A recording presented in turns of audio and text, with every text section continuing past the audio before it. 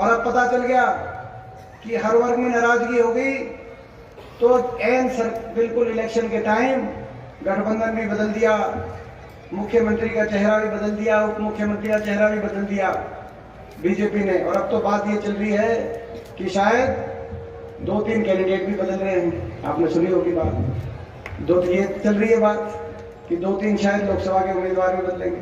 अब क्या क्या बदलोगे बीजेपी वालों, क्या क्या बदलोगे? लोकसभा के उम्मीदवार क्या बदलोगे? मुख्यमंत्री उप मुख्यमंत्री के चेहरे क्या बदलोगे? अपने गठबंधन क्या बदलोगे? अब जो बदलेंगे वो तो लोग बदलेंगे, लोग सरकार बदलेंगे। मैं कहना चाहता हूँ आप लोगों ने फैसला कर लिया और लोग सरकार बदलेंगे। हरियाणा को दोबारा से खुशहाली की पटरी पे लाएंगे और तरक्की की पटरी पे, आपस में भाईचारे की और विकास की पटरी पे हरियाणा आएगा दोबारा से। जिस सोच के साथ हरियाणा को आगे लेके हमारे समय में हरियाणा आगे बढ़ रहा था, आज दोबारा से हरियाणा उस दिशा में जाए। मैं कहना चाहता हूं भाई, सरकार हरियाणा प्रदेश से कोने कोने से आवाज आ रही है, सरकार आपकी आ रही है, सरकार बनेगी। मगर उससे पहले, उस सरकार से पहले एक चुनौती लोकसभा चुनाव में, आपको पता है कि पूरे देश की, पूरे प्रदेश की आज नजर रोहतक लोकसभा चुनाव पे है कि नहीं है? मैं पूछना चाहता हूं। ये अखबार में मैं पढ़ रहा था कि प्रदेश की सबसे हॉट सीट का अखबार वाले लिखते हैं, उनकी भाषा है, अखबारी भाषा है, सबसे हॉट सीट का अर्थ होता है गर्म। अब गर्म तो खैर मेरे मिजाज से तो कोई गर्मी का को मालूम, दूर दूर तक लेना नहीं, मैं तो सीधा आदमी हूँ भाई, लेकिन सीट गर्म है। वो इसीलिए है, इसलिए नहीं कि तो भाजपा के मैं निशाने पर हूँ। सारी बीजेपी अभी आए थे, पूर्व मुख्यमंत्री जी आए थे, उन्होंने कहा कि हमारी 9 सीट एक तरफ है, सीट एक तरफ है, हमारे लिए इसका नतीजा रोहतक का। तो इसलिए नहीं कि कोई व्यक्तिगत किसी से, क्योंकि राजनीति में कोई व्यक्तिगत द्वेष ना मेरा किसी का है, ना कोई होना चाहिए। वो इसीलिए है कि सबको पता है, बीजेपी को पता है कि रोहतक लोकसभा का सीट का चुनाव अकेले एक सांसद का चुनाव नहीं है। जिस दिन यहाँ से आपके आशीर्वाद से हम जीतेंगे, उस दिन हरियाणा की अगली सरकार का नींव रखने का काम आप लोग करेंगे, इस बात का चुनाव। पिछली बार भी हो गया था काम, अगर यहाँ से जो कसर रही थी, यहाँ से अगर पिछली बार अगर ठीक होती तो नीचे हरियाणा में आपकी सरकार आ जाती कि नहीं आ जाती? मैं पूछ रहा हूँ, क्योंकि पिछली बार ही लोग बदलाव चाहते थे। 75 पार के नारे की तो हवा निकल गई थी, पिछली बार निकल गई थी कि नहीं निकल गई थी? ये भी नारे अजीब देते हैं बीजेपी वाले, अपने लिए ही नारे देते हैं, जनता के लिए कुछ कहते ही नहीं।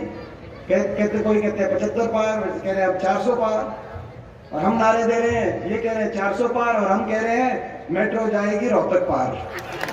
लोग के लिए हम कह रहे हैं बड़े बुजुर्गों की पेंशन होगी 6000।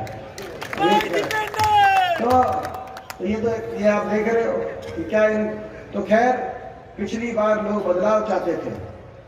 2019 में बीजेपी ने नारा दिया 75 पार, दुष्यंत चौटाला कहता था बीजेपी को दुनिया पार, इलेक्शन होते दोनों बन गए पक्के यार।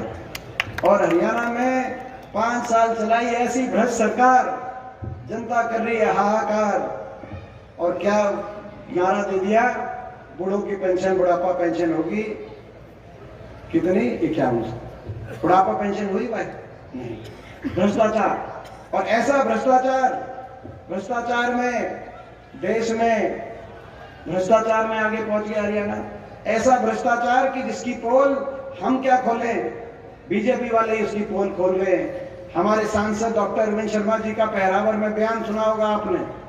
क्या कहा था डॉक्टर रविंद्र शर्मा जी ने कि 300 करोड़ अमृत योजना के जो आए थे, वो रोहतक के पूर्व मंत्री मनीष ग्रोवर जो है 300 करोड़ का घोटाला करके और सबूत भी मिटा गए।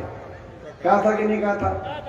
बीजेपी वालों के भ्रष्टाचार की पोल खोल रहे हैं। और जेजेपी में ये साथ वाले हल्के से दादा गौतम का बयान आया था, भाई खोपर बढ़ गया सरकार में, बोले 1 लाख जीने लग रहा है, ये दादा गौतम का बयान था।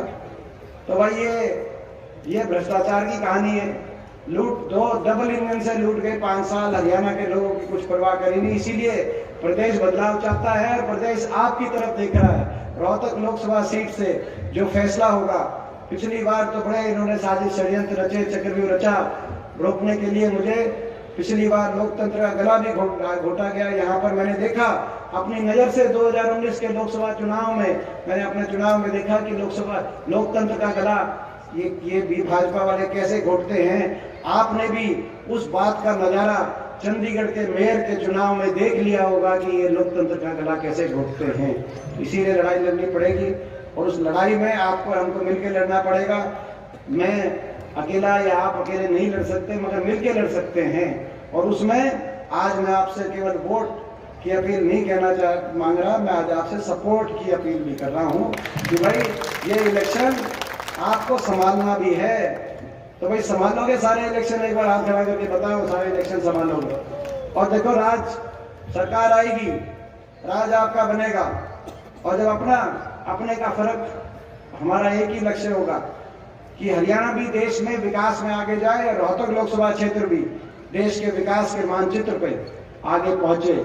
जो सपने लेकर हम चले थे, जो सपने लेकर ये पूरा कॉरिडोर हम चाहते थे विकसित हो, मैन में एयरपोर्ट आए, मदीना में IMT आए, इसी कॉरिडोर के विकसित करने के लिए रोहतक तक मेट्रो का उस समय प्रस्ताव था। ये रेल की लाइन जब मंजूर कराई मैंने, जब 4 लेन का हाईवे मैंने मंजूर कर दिया दबौली तक, ताकि ये पूरा कॉरिडोर विकसित हो। जिस तरीके से दिल्ली से चंडीगढ़ और दिल्ली से जयपुर तक विकास पहुंच चुका है, उसी तरीके से ये दिल्ली से हिसार तक पूरा जो विकास का जो हमारा कॉरिडोर है, ये पूरा विकसित हो।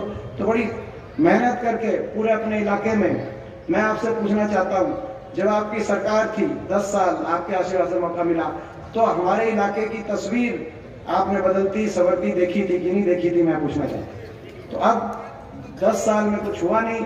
अब मैं इनसे पूछता हूँ सवाल, जो सांसद हैं उनसे पूछ लेता हूँ कि भाई आपने क्या कराया 5 साल में। उनको बड़ी तकलीफ हो जाती है इस बात से, वो काम का जवाब तो देना नहीं चाहते। तो खैर वो उनकी वो है। तो मगर अब दोबारा से उसी रफ्तार से ये इलाका आगे जाए। और भाई जो है, मैं यही कह सकता हूँ, जो आपके जो है अपने का दर्द अपना समझता है, अपनेपन की बात होती है। अपने जब सरकार होगी तो भाई जो है, कहीं मैं समझता हूँ कि अपने इलाके के लिए, अब तो 10 साल विपक्ष में लड़ाई लड़ी, तो 10 साल विपक्ष में रह के और भी आदमी समझदार हो जाता है। अपने इलाके के लिए और आप सबके लिए कोई कसर बाकी नहीं छोड़ेंगे, मैं कहना चाहता हूँ।